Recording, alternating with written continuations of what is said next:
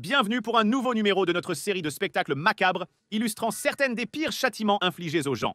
Dans nos précédentes émissions, nous avions parlé d'instruments de torture et de meurtres qui pourraient être qualifiés de basiques, des griffes déchirant la chair, des gourdins brisant les os. On pourrait dire des inventeurs de cet instrument de torture, particulièrement horrible et inhumain, qu'ils se sont montrés créatifs. Comme pour à peu près tout ce dont nous avons parlé dans cette série, il serait inimaginable de subir ce traitement, mais bon, nous n'allons pas dire que c'est pire que d'avoir vos intestins mâchés par des rats affamés. Tout comme ce châtiment, celle-ci était lente, rendant la pendaison ou la décapitation très miséricordieuse en comparaison. Cette forme de torture fut créée par les Grecs anciens. On lui donna différents noms, tels que le taureau de bronze ou le taureau sicilien, mais comment avons-nous pu avoir connaissance de son existence? L'une des réponses est qu'elle est décrite dans une collection appelée la Bibliotheca Historica, qui se traduit par bibliothèque historique. Elle se compose de nombreux livres écrits par un historien grec ancien nommé Diodorus Siculus. Dans ces livres, vous trouverez sa version de l'histoire du monde, des événements de l'époque de l'Égypte ancienne jusqu'au leader Alexandre le Grand. Une grande partie est encore intacte, mais certaines parties de la série sont manquantes ou en fragments. Dans un livre, M. Siculus parle du taureau d'airain en disant ceci. L'homme qui l'a inventé était un inventeur de métier et il s'appelait Périlos d'Athènes. Avant de construire cette chose entre 570 et 554 avant Jésus-Christ, l'idée a été présentée. Il était ce qu'on pourrait appeler un technologue créatif de son époque, à la recherche de financement. Il obtint ce financement d'un homme nommé Phalaris, le tyran d'Acragas. Vu son titre effrayant, il n'est pas surprenant que cet homme avait la réputation d'être très cruel. Dans certains récits de sa vie, il est écrit qu'il aimait la torture et qu'il alla même jusqu'à manger des enfants. Selon l'Encyclopédie Britannica, des recherches indiquent qu'il n'était pas aussi cruel que certains l'ont décrit. Il semble pourtant qu'il ait commandé la construction du taureau d'airain. Alors comment périssait-on dans un taureau d'airain? Eh bien, c'était certainement une chose imaginée par une imagination créative, mais sadique.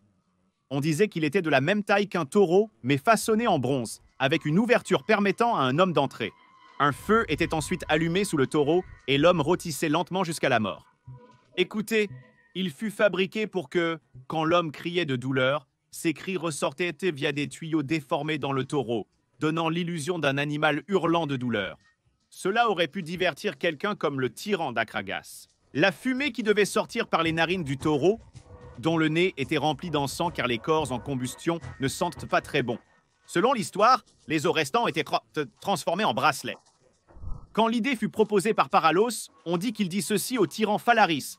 L'occupant hurlera et rugira dans une agonie incessante, et ses cris vous parviendront à travers les tuyaux comme les plus tendres, les plus pathétiques, les plus mélodieux des mugissements. Votre victime sera punie, et vous apprécierez la musique. Quand le taureau fut terminé, Phalaris dit à l'inventeur de monter à l'intérieur pour tester le son, mais certaines sources disent qu'il alluma le feu et que l'inventeur périt dedans. D'autres affirment qu'il le libéra, puis le tua en le précipitant d'une falaise. Il semble que Paralos fut tué malgré son dur travail, possiblement pas parce que Phalaris refusait de payer. Même s'il est dit que Phalaris était friand de cruauté, il est écrit qu'il dit ceci à Paralos, après avoir entendu parler de la méthode d'exécution. Ces paroles m'ont révolté. J'ai détesté l'idée d'une telle cruauté ingénieuse et j'ai décidé de punir l'artisan de la même manière. Je lui ai dit, si ton art peut vraiment produire cet effet, monte toi-même dedans et fais semblant de rugir, et nous verrons si les tuyaux produiront une telle musique comme tu le décris. En fait, Phalaris fut tué à l'intérieur du taureau lors de sa chute. Ainsi, l'inventeur et le commissaire périrent tous deux de leurs propres mains d'une certaine manière. Le récit du taureau d'airain fut transmis, puis des histoires furent écrites. Et elles ont lié l'instrument à ces deux hommes, l'inventeur et le tyran. Mais l'histoire du taureau ne s'arrêta pas là. On dit que les Romains avaient un goût pour le taureau d'airain, et si vous avez regardé nos précédentes émissions sur la torture romaine, vous ne serez pas surpris d'apprendre que certains n'auraient pas eu beaucoup de scrupules à rôtir un homme à mort et apprécier ses cris. On pourrait examiner l'histoire de saint Eustache. On dit qu'il devint un martyr après avoir été tué au IIe siècle.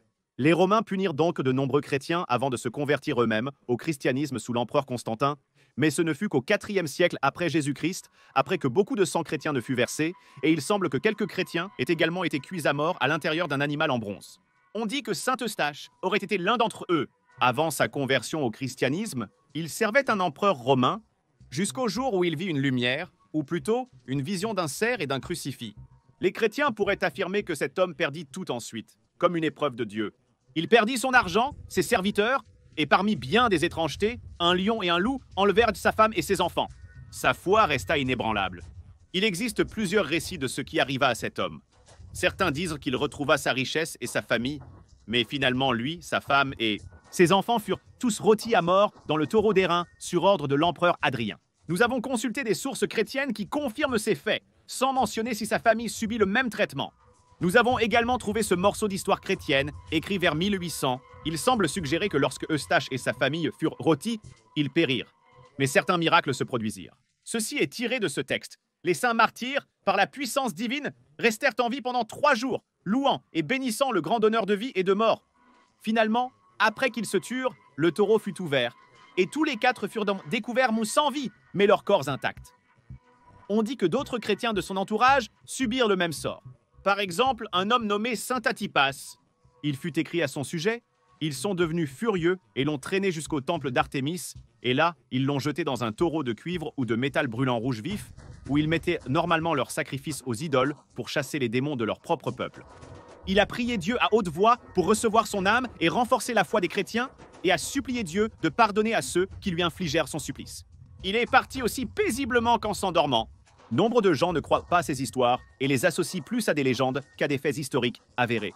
Ce n'est pas à nous de dire ce qui est vrai ou non, mais la plupart des historiens sérieux vous diront que les histoires sur l'origine surprenante du taureau en Grèce et des martyrs chrétiens ne ressentant aucune douleur en étant rôtis sont difficiles à vérifier. Ce qui est bien réel, c'est que les histoires du taureau d'airain ont été transmises à travers les âges et ces manuscrits peuvent encore être lus aujourd'hui.